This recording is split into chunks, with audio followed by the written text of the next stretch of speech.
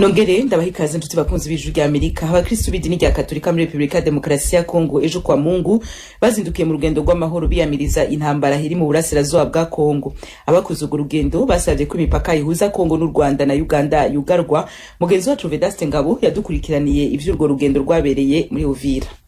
Kimwe n'ahandi hose mu gihugu, abayoboke b'idini Katolika muri Kongo biriwe mu myigaragambyo yo kwamagana umutekano mukuru mu burasirazuba bwa Kongo. Muri diocese Katolika ya Uvira, abayoboke b'amaparuwasi atandukanye ndetse n'abapadiri n'ababikira bavuye mu nsengero zabo berekeza kuri stade ya Uvira banyuze ahitwa kuri Monima. Bamwe muri abo bakristo n'abapadiri bari bafite ibyapa bivuga yuko bamaganye u Rwanda rwateye igihugu cyabo. Abandi nabo bari bafite ibyapa bivuga yuko badashaka gucikamo kwa Kongo, mu gihe abandi nabo bagenda baririmbaga indirimbo z'amahoro.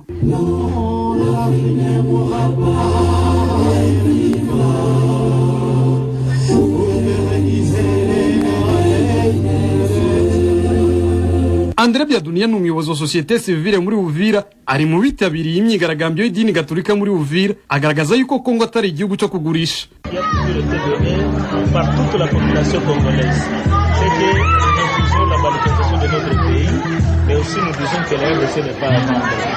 Ubutumwa bwahawe abanyekongo bose natwe buratureba. Turiyamirije abashaka kugabura abanyekongo, kandi Kongo siyo gucuruza. Abana ba Kongo twese turi nyuma y'umukuru w'igihugu cyacu n'ingabo zacu za FARDC kugira tuzitere intege. Nico gituma twaje ngaha. Kongo siyo umuntu ni ya twese. Uwo wese ashaka guhagararira inyungu za Kongo turi kumwe nawe.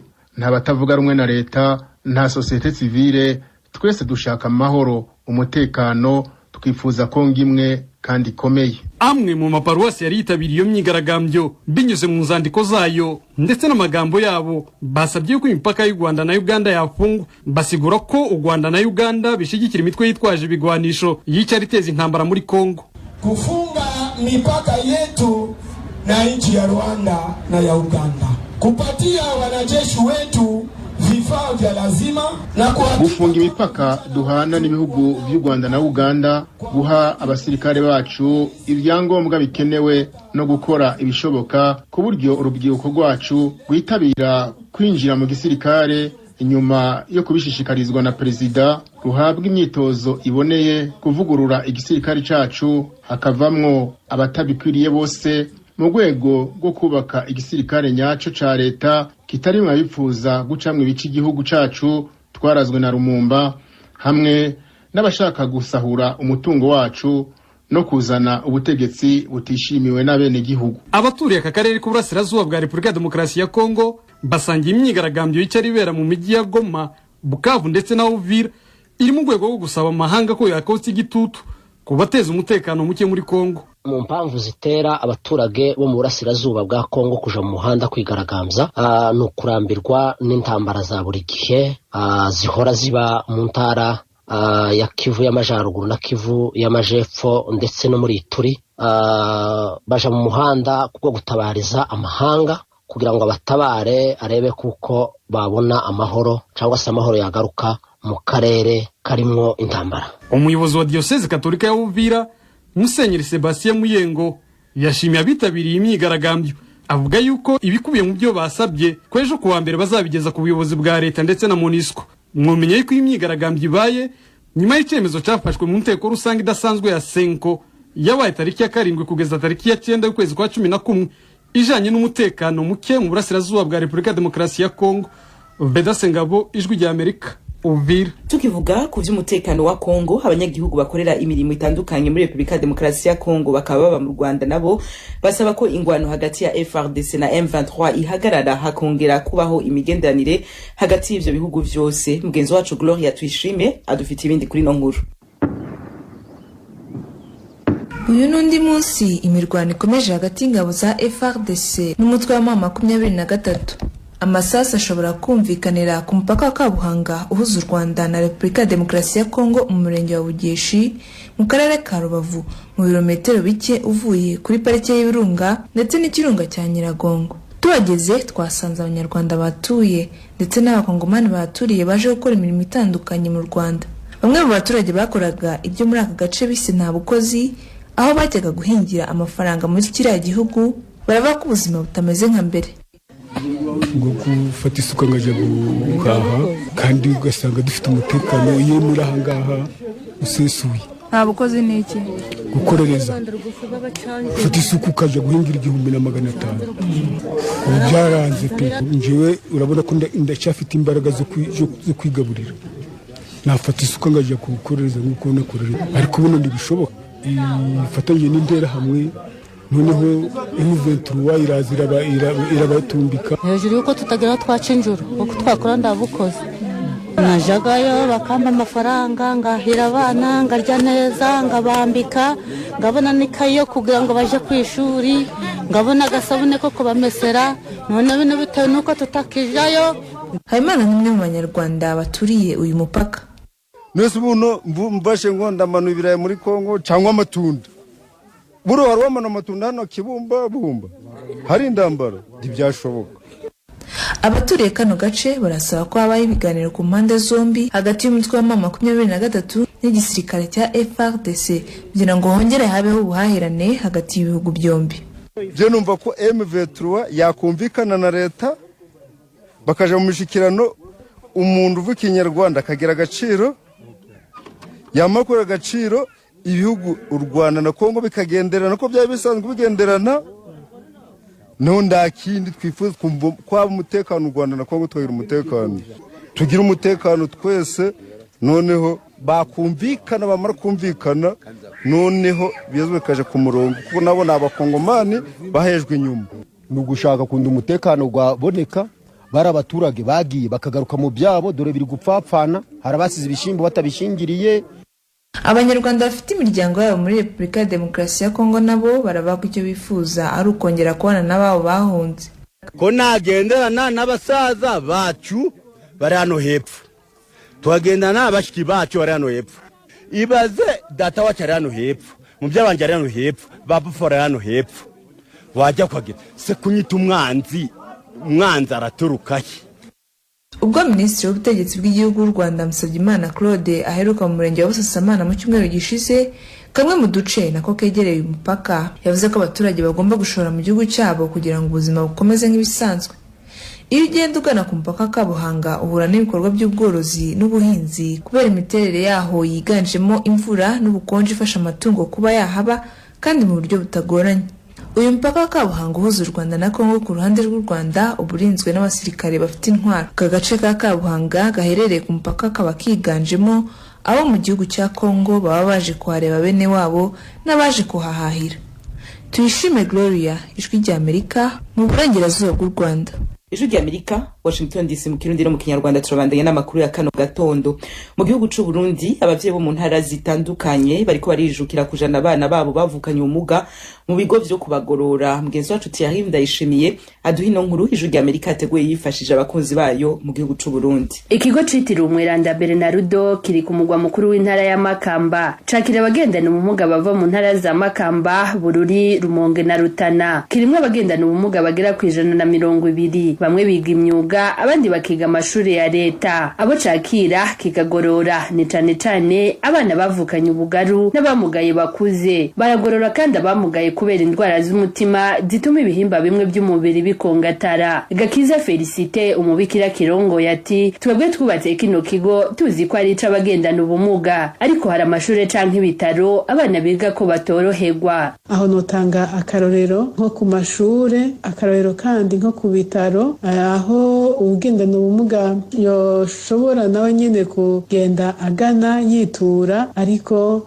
ugasanga batiyumviriye wa muntu agendera mwikinga, wa muntu agendera kwibekiye, wa muntu adashobora kuduga ingazi, urasanga batamwiyumviriye mu nyubako nyinshi. Abakenyezi bagendana ubumuga nabo nyene birabagora iyo bagiye kwibarukira mu bitaro bimwe bimwe. Henshi bubatse ingazi kandi hari bamwe bagenda n'amakinga, no mu ibyariro bikabagora nk'uko uwo mubikira abyemeza. Ku muvyeyi aja kwibaruka usanga bamushira kuri kagatanda bose baja ko abakomeye, usanga batiyumviriye umuvyeyi agendana ubumuga ingene azokwibaruka. Gutunga urutoki ugendana ubumuga biramwinjiramwo agatinda akabona nawe nyene ko ataca amaze ntabagikora. Ibyo bikemezwa na Gakiza Felicite. iyo adashobora koroherezwa mu buzima nk'abandi biramusubiza inyuma, kuko atera agira na ka gatima kabi ko kubona ko nawe nyene ataco ashoboye, agatera agira ka gatima ko kubona ko atameze nk'abandi, ataco yoshobora gushikako. Abanyeshuri baba muri ico kigo bakiga ku mashuri atandukanye yo mu gisagara ca Makamba nabo nyene baremeza ko bahora bagira ingorane na cane cane hageze kuja kwiherera. Bahati Evangeline: kenshi ntibikunda yuko wojayo. Samuel Nkurunziza nawe ati nibatwubakira utuzu twa sugumwe n'amashure bitworohereza. Ndayumvire Janine wo mu Mabanda mu ntara ya Makamba yibarutse umwana afise ubumuga, arigana ko uwo bubakanye yabimutukiye. Jewe naranezerewe ko mfise umwana, narose umwana ndanezerwa, ndamwakira, muri jewe ndamwakira.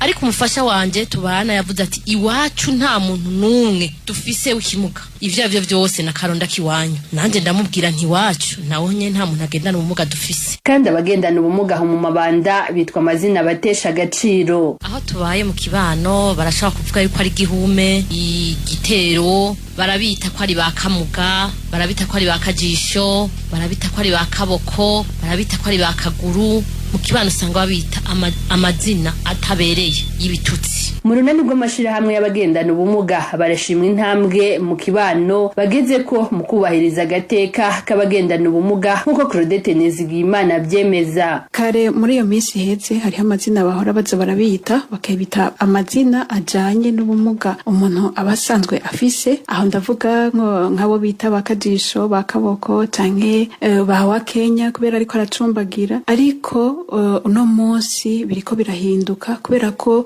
umuntu ntibamikimitiranya n'ubumuga bwi. Ku rwego rw'igihugu naho Claudette Nizigiyimana arashima ko ibwirizwa ryerekeye uguteza imbere no gukingira uburenganzira bw'abagendana ubumuga mu Burundi ryatewe ku mukono haraheze imyaka 4, ariko haragahaze. Iri bwirizwa rero rirahari. Umukuru w'igihugu nyakwigendera Petero Nkurunziza yararisinye, ariko hariho yandi mategeko mperekeza afasha kugira ngo rino bwirizwa rije mu ngiro, ryo niyo ataratangura gukora. Mugabo twizera yuko muri iyi misi iri imbere kumbure bizoheza bigakunda ayo nayo akaja mu ngiro. Mu byo kugwa kugira abana bagendana ubumuga nabo bashobore kwiga nk'abandi, nuko amashure n'ibikoresho byohugwizwa. Amashure yakira abo bana si menshi ngaha mu Burundi, kubera yuko bisaba inyandiko yabo nyene, inyandiko bashobora gusoma ya écriture braille. Iyo rero nayo ubwa mbere ibikoresho vyayo birazimvye, hanyuma kandi ntibinahari na hano i Burundi ntibihari. Hanyuma bice bituma rero amashure ashobora kwakira abo bana ni make cane. Claudette Nizigiyimana arabona ko amashure y'abana batavuga akiri make, kandi n'abigisha banonosoye ubwo buhinga si benshi mu Burundi. Mu runani rw'amashirahamwe y'abagendana ubumuga basaba kandi ko amabwirizwa aherekeza ryategeko ryo guteza imbere no gukingira uburenganzira bw'abagendana ubumuga mu Burundi ashigwaho, gutyo iryo tegeko ryoca rija mu ngiro. Abategura inyubako rusangi nabo bohoza ku muzirikanyi abagendana ubumuga. Mu kibano ikibazo c'abagendana ubumuga bokigira icabo bakabashigikira, bo batera intege kugira nabo bumve ko ari abantu nk'abandi kandi ko bashoboye.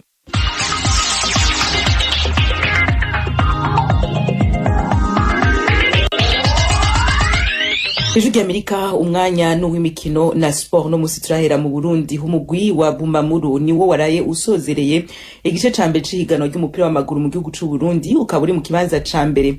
Umugwi wa Vitalo uri mu yikundwa cane mu Burundi wafashe ikibanza ca kabiri. Reka mugenzi wacu Desire Hatungimana atubwira ibindi kuri no nkuru. Kuri no w'Imana niho ihiganwa ry'umupira w'amaguru mu Burundi ryasozera igice ca mbere. Fazali mu gisagara ca Ngozi, Message Ngozi yari ifise urukino idategerezwa gutakaza kugira igume mu migwi ya mbere igwanira igikombe. Message Ngozi ikaba yaravyifashemwe neza imbere y'abakunzi bayo mu gutsinda ibisindo 2-1 umugwi wa Burundi Sport Dynamique. Uwo mugwi wa Burundi Sport Dynamique ukaba utakaje amahirwe menshi yo kuva mu bibanza vya nyuma. Umenyereza w'uwo mugwi Jumaine Hussein akaba yizera ko mu gice cya kabiri c'ihiganwa bazikosora. Maze gutsindwa uremera ko wasinzwe, ico ni ca mbere. Hame ca kabiri naco nibaza ko ekipe yanje biriko biraboneka ko ico turiko turarondera ubu unye mu mwanya wa nyuma kiriko kiraza nico tugiye guhererako kugira ngo tutegure phase retour. Tufise ingorane y'abanyegori bose babiri bari bagwaye, twashize umunyegori agira gatatu nawe imipira iva mu mpande z'ikibuga niyo yamugoye. Jimmy Ndayizeye amenyereza Message Ngozi ku ruhande rwiwe amenyesha ko ashimira abakinyi biyo bavyifashemo neza ibatuma bagumana icizere cyo gutwara ihiganwa. Urukino rutari goroshe mwabibonye, Dinamike yashoboye kudutangura igitsindo ca mbere ariko nitwigeze ducika intege, twakinye turashobora kukigombora kandi turashobora kuronka n'igitsindo ca kabiri. Nuvuga yuko intego y'iyi match murazi yuko tumaze igihe tutaronka intsinzi tunganya cyane, ariko twari twaganiriye n'abakinyi turagira iki, turavuga duti tugerageze guheza ifazare n'intsinzi. Nuvuga yuko ari intsinzi ikenewe cyane n'amanota 3. Nuvuga yuko yuno munsi ashoboye kudufasha cyane, tukazoca tugenda kwitegura phase retour, tukazora yuko tuzoshobora kubyifatamwo neza paraporo y'ingene twabifashemo muri phase. Umumenyereza wa Message Ngozi arizera ko mu gice cya kabiri cy'ihiganwa bazokosora vyinshi kugira igikombe cy'ihiganwa bamenyereye gutwara nuno mwaka bagihereza abakunzi babo. Uravye ingene twitwaye mu gice ca mbere sinovuga yuko twitwaye neza, nivyo tugiye kuraba tukagerageza yuko mu gice ca kigira kabiri muri returu turabe yuko tushobora kuvyifatamwo neza. Nta kintu kinini kirapfa, uravye na ekipe ya mbere ishobora kugwa gusumbya amanota 6 ni match zibiri. Shobora gusanga uratsinze zibiri baratsinzwe ugasanga muregeranye. Mu zindi nkino zabaye kuri uwo munsi wa 15 w'ihiganwa, Vitaro yatsinze Olympic Star ibitsindo 3-1, Interstar yatsinze Tigre Noir igitsindo 1-0, Flambeau du Centre yatsinze Buja City 3-0, Top Junior yanganije na Kayanza United 1-0, Magara Young Boys yatsinze Rukinzo ibitsindo 2-0, nayo mu Mamuru yatsinze Musongati Gitega ibitsindo 4-1. Uwo mugwi wo mu ntara ya Cibitoke ubona gufata ikibanza ca mbere. Uwo mugwi wa Bumamuru uri mu kibanza ca mbere ukabusumbya Vitari mu kibanza ca kabiri amanota 3, Flambeau du Centre nayo igafata ikibanza ca gatatu. Mu bibanza bitatu vya nyuma hari Top Junior ya 14, ikibanza ca gatanu kirimo Burundi Sport Dynamique, nayo ikibanza ca nyuma kirimo umugwi wa Atletico New Oil yo mu ntara ya Muyinga. Tubibutse ko uwo mugwi Muyinga mu mwaka uheze wasoza rihiganwa uri mu kibanza ca kabiri. Desire Atungimana, Kigali, Ijwi rya Amerika. Ijwi rya Amerika turacabandanya n'imikino na sport. Mu Rwanda ku munsi wa 12 wa championa y'umupira w'amaguru mu kiciro ca mbere, ekipe ya Mukura Victory Sport yaciye agahigo ko kunyagira Marine FC ibitsindo 6-0. Mugenzi wacu Jean-Claude Munyandinda yadukurikiraniye uno mukino.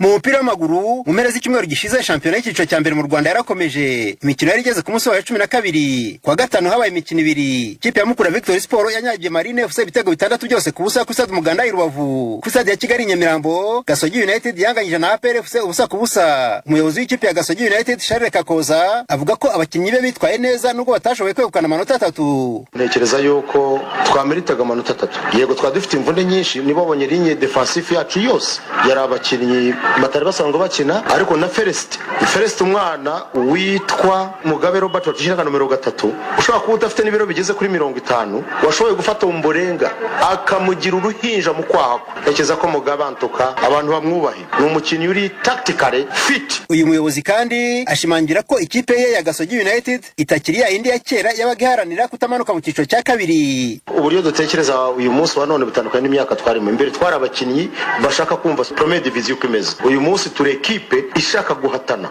no guhindura amateka irimo. Uyu munsi wa none twari dufite ikintu kimeze nka kashe baduteye ku mutwe y'abanyamakuru byo kuvuga ngo Gasogi na APR ni urucabana. Ndashaka mbwira abantu ko tubabajwe no kubatunganyije. Icyo ni kimwe. Byari kuba byiza ko dutsindwa kuko twari kunganya, ko twumvaga yuko twebwe iyi match twayijemo tugomba kwitsinda.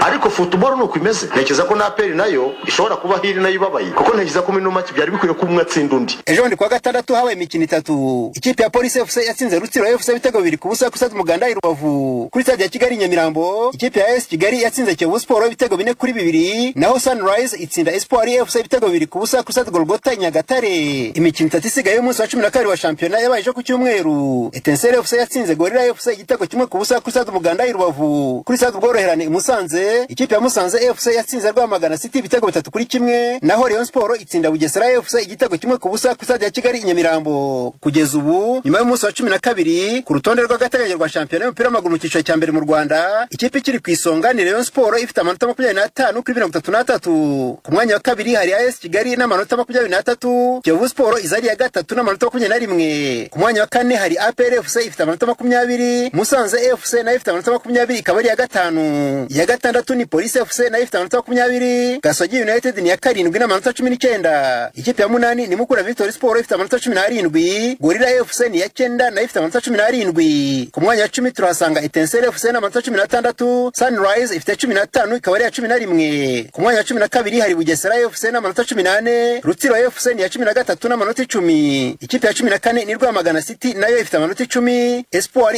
FC ifite amanota 7 ikaza ku mwanya wa 15. Ya 16 ari nayo ya nyuma ni Marine FC ifite amanota 5 kuri 36 n'umwe n'ibitego 13. Tugerukiye mu mukino wa tennis mu Rwanda hagiye kongera kuba irushanwa rya Rwanda Open rizabera ku bibuga by'ishuri rikuru ry'imyuga n'ubumenyingiro IPRC Kigali. Irushanwa rizatangira kwa mbere y'icyumweru gitaha rikazamara icyumweru. Hateganyijwe imikino mu byiciro bitatu ari byo abakinnyi babigize umwuga, abakina bishimisha ndetse n'abakinnyi bafite ubumuga. Abakinnyi 150 nibo bazaseruka. Igikorwa cyo kwiyandikisha kikazarangira ejo bundi kwa gatatu. Irushanwa rya Rwanda Open muri tennis ryaherukaga kuba mu mwaka wa 2019. Yari Claude Munyandinda i Kigali. Akano gaduce turabangiriye amakuru n'ibiganiro twatubafitiye muri kano gatondo kuri mikro mwa kumena Joe Diane ni nahazwe. Shimira abagize urara bose mitegurwa y'amakuru ya mbere ya kino gitondo ku Ijwi rya Amerika. Muri bo harimo Venus Nshimiyimana yashize hamwe amaju yacu. Mwakoze namwe bwe kutwumviriza. Ndabike bantu ndabifuza kwandanya muranirwa mu byo muri byose naho utaha.